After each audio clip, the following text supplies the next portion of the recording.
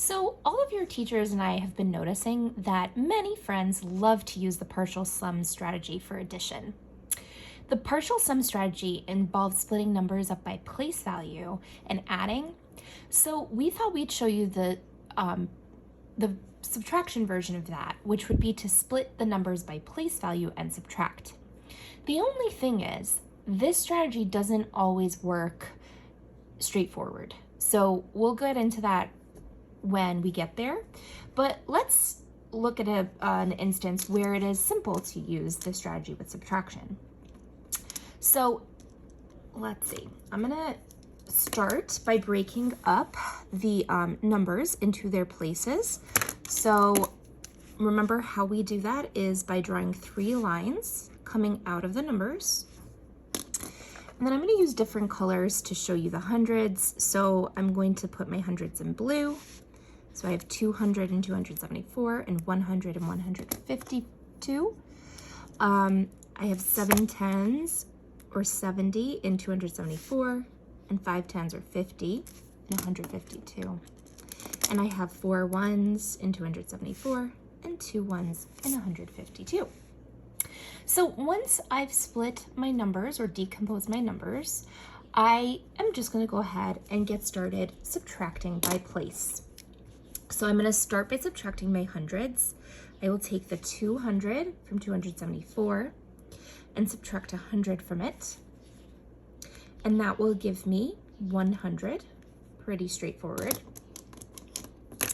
I'm now going to take my 70 from 274 and I'm going to subtract the 50 from 152 from it. So 70 minus 50 is 20 left over. And finally, I'm going to work with my ones. So I have 4 ones in 274, and I'm going to subtract 2 ones from it, from 152, excuse me. So 4 minus 2 will give me a total of 2.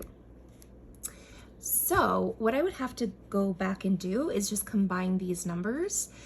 So I would take the 100 that I got after subtracting the 20 and the 2, and I would just put them back together into 122. And that is my answer for this problem. So as you can see, this was really effective strategy with this problem. It is not always that simple when using this strategy to subtract. So this strategy did not require us to regroup.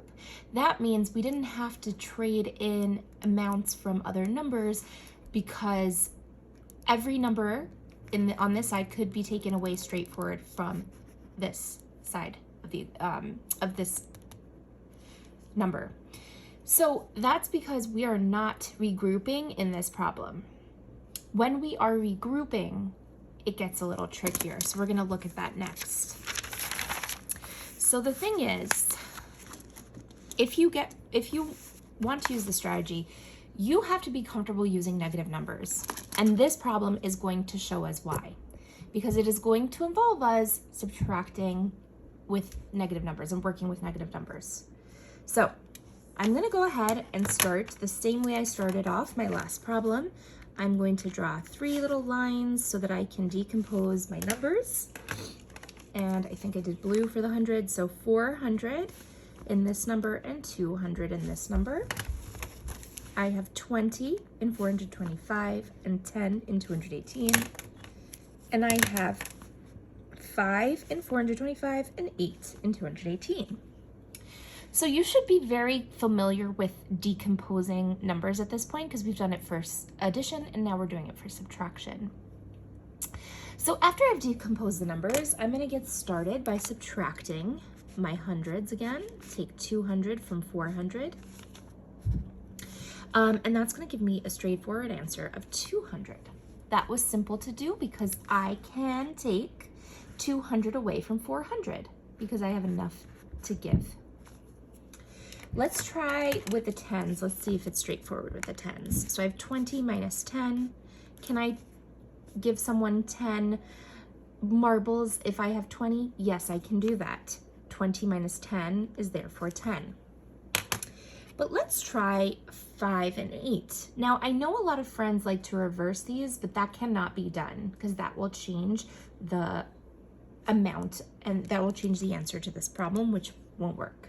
So I have to record my 5 first, and I will be taking 8 away from 5. You cannot flip those numbers because subtraction is not commutative.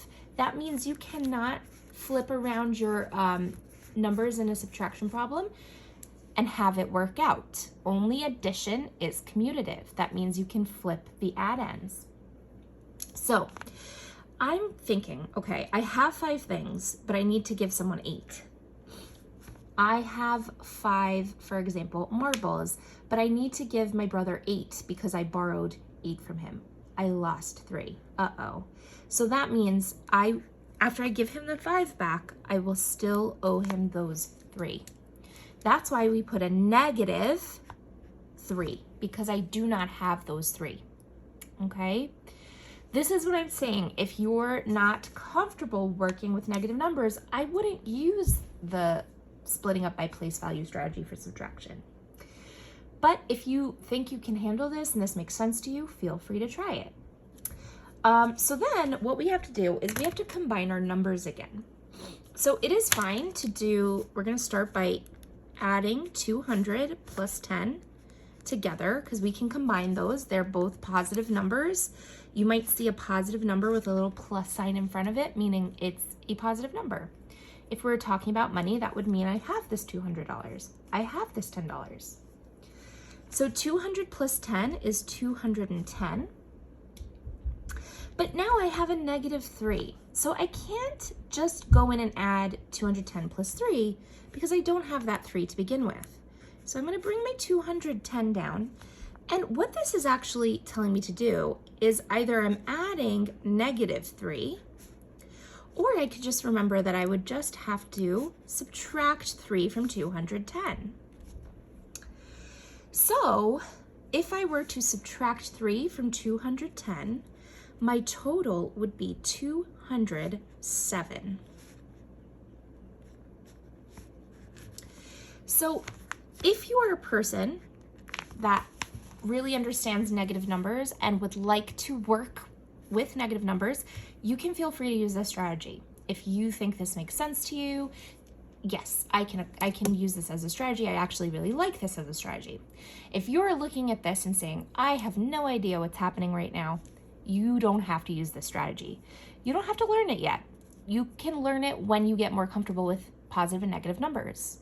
So just remember, I'm showing this as a choice, but I know some friends were trying to use splitting a number by by place value and subtracting.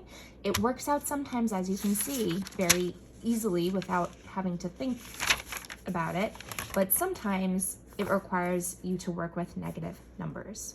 So don't feel you have to use this again.